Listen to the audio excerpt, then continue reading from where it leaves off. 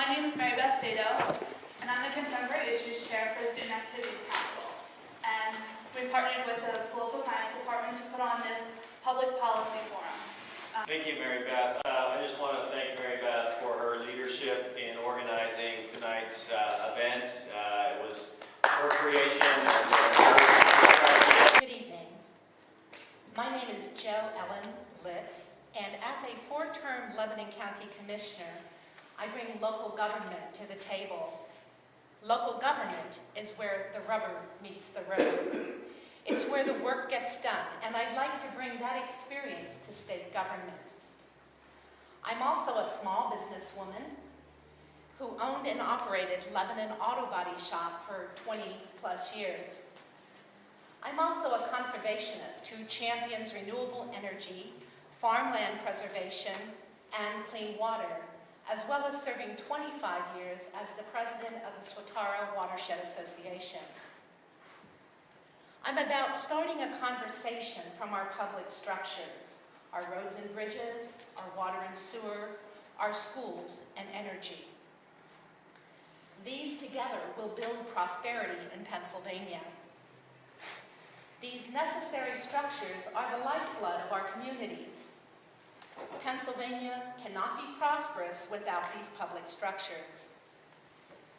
When it comes to roads and bridges, we really need a transportation bill, which will provide good-paying jobs, get our workers to those jobs, get our goods to market, and our children to schools. In fact, for every $1 billion that is not spent on public transportation and rebuilding of our roads and bridges, we will lose 25,000 jobs. When it comes to Marcellus Shale, I believe we need a 6% tax, which is the median among all states that are paying or that charge a Marcellus Shale tax. The corporations utilizing the Marcellus Shale already conveniences. One would be a cause, a Keystone Opportunity Zone that some utilize. Others utilize the Delaware loophole, which allows them some tax relief. And I also believe that we should put our conservation district staffs back to inspecting the Marcellus wells. A lot of them are doing farm inspections anyway because of conservation plans on those farms.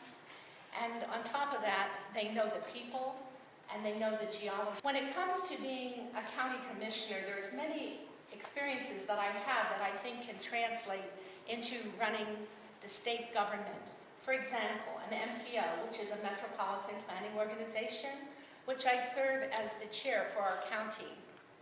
In that capacity, I've been fortunate to be able to see over the 14 years that I've served 2 bridges over the railroad in the city of Lebanon be completed this year, as well as a bypass in Schaefferstown was completed this year.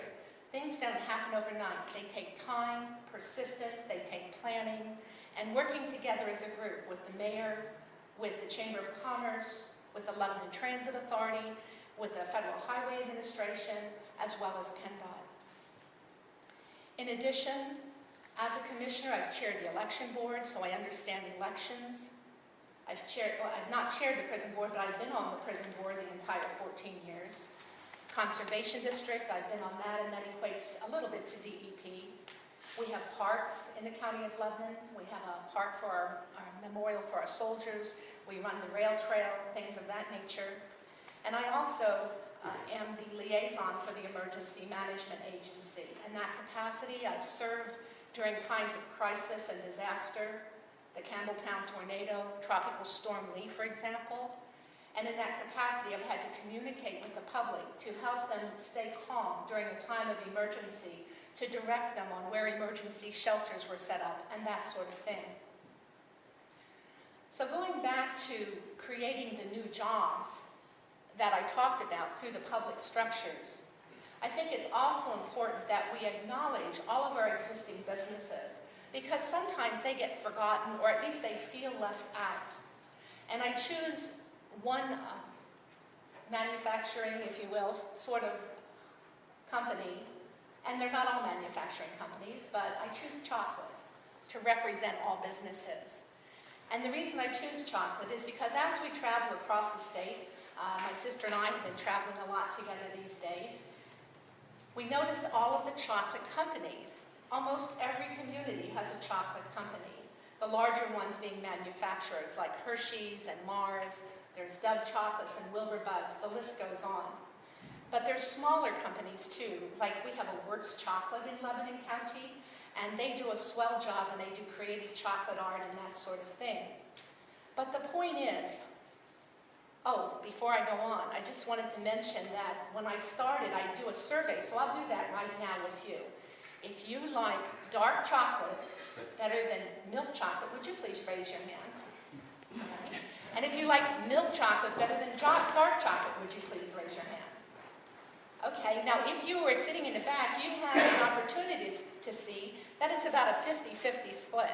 And I was surprised to find that out when I started because I love dark chocolate. I'm always in the state of chocolate, by the way.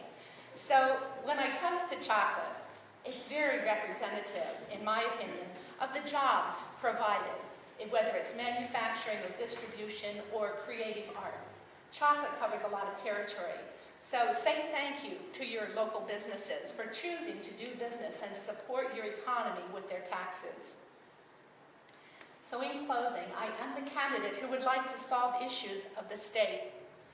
We need economy-boosting jobs to put money into the pockets of our people so that they have dollars to spend on homes and cars and clothes, all the things that are necessary and desired in America. Often, they're paid too little to live on. I will serve you with honesty, I will serve you with transparency, and I will serve you with integrity. I will win the primary and go on to defeat Corbett in the fall. My motto is people above politics. I've completed a 67-county tour, which means I've been in every county in the state to show my commitment to the people of Pennsylvania. Thank you all for your time, and God bless. Do the first question about higher education, as we're at Westchester University. So since 2010, there hasn't been an increase in funding for universities, and in 2011, it was cut by 18%.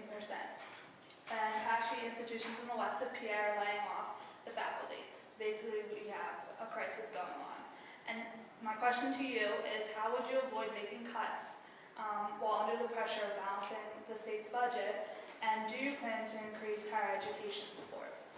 When it comes to establishing a budget, whether it's for education or any other department throughout the state, I have been able to successfully negotiate budgets for 14 years. As a county commissioner, every year we have to pass a balanced budget. So I think, again, that is a skill I can take to the state level. When it comes to funding of education and the 18% cut, what I see around us is a false recession. And I think it's intentional, because if the recession is low, the theory is we can't afford to give schools more. If the economy turns around, there is a natural increase in revenue. And that happens because if you buy a new car and the price of that new car goes from $20,000 to $25,000, at 6% sales tax, that's what, an extra $300? You're the math major, maybe you can help me out if I'm wrong. But the point is that without a recession, we have a natural increase in income that we can fund education and the other places, departments throughout the state. Beyond that, one of the things that I have proposed is to hold a series of summits, and in each summit there would be different tracks. One of those tracks has to be education. We would have the heads of, within the state legislature, the House and Senate, the leadership, they have people assigned to head different education and the environment, etc. So we would have those different tracks, and then we would invite the leaders of the House and Senate to speak. We would invite teachers, we would invite unions, we would invite people from the public who are experts in the field, someone from the universities and the schools.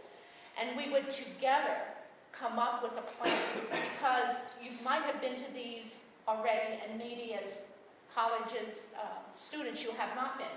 But it's not unfamiliar to hold summits where you hear the speakers and then you break out into groups, and you prioritize, come up with a list of things that you believe are important, and then you have someone from your group report back, and then together everyone prioritizes perhaps with dots by casting their votes. At the end of the day, you have a list of the top 10 priorities, and from there you can develop a white paper, and that white paper can be given to the House and Senate, whose job it is to create and pass bills. And from there it goes on to the governor for his or her signature. I think this is important so that there's buy-in, so that it's not just a top-down, this is what we're going to do. Because one person at the top, without sharing a vision, without getting people to buy into that vision, cannot make things happen. It has to be a group effort. And that's my plan, whether it's education or any other department within the state, to take care of the budget. We do have to live within our means, but our means will increase if our economy increases.